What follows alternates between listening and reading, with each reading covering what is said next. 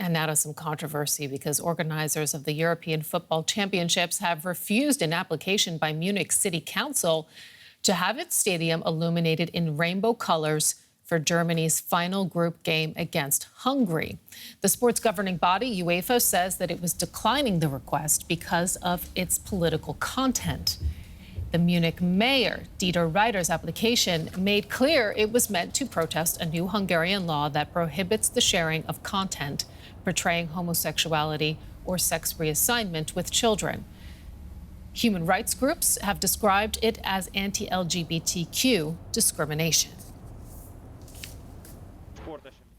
Let's bring in DW's Jonathan Quain, who's joining us from DW Sports. So why did UEFA step in here?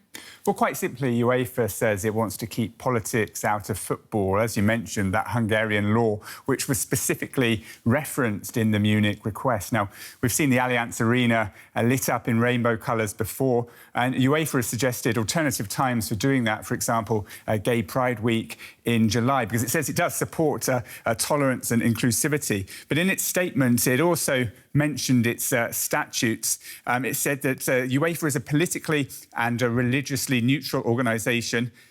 Given the political context of this specific request, a message aiming at a decision taken by the Hungarian National Parliament, UEFA must decline this request. Now, of course, some people have pointed out the hypocrisy of these sports organisations and their desire to be apolitical, because we've seen in the past sports leaders cozying up with politicians when it suits them. UEFA President Alexander Shevrin, for example, photographed with Hungary's Prime Minister Viktor Orban. Other people also saying, look, why did Munich even ask for permission? What was UEFA going to do if Munich actually just went ahead and lit up the stadium in rainbow colours anyway? Fair point. And it's interesting to see, actually, that UEFA is framing this in political terms. So tell us a little bit more about that. I mean, are they afraid of Hungary? Well, these relationships are important, and Hungary could come into play because Budapest is the only venue allowing full stadiums. Now, if, for example, London has problems with the coronavirus, London is due to host the final, then maybe Budapest could come to the rescue and step in and host that final instead. But I think what this has also done is highlight a cultural and political divide in many ways. We've seen Hungary's fans. A lot of the travelling element is made up of a hardcore right-wing ultras group. They've been marching before the games in Budapest, very vocal inside the stadiums. You can see them outside there.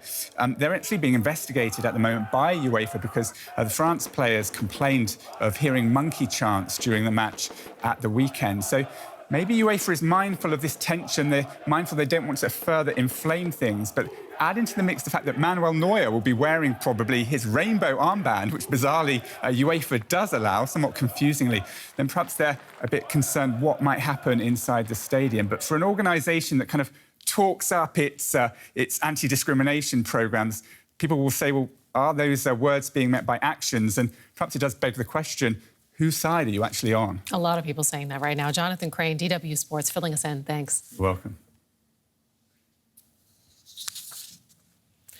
Turning now to the United States and a watershed moment for the LGBTQ community and the country's most popular sport.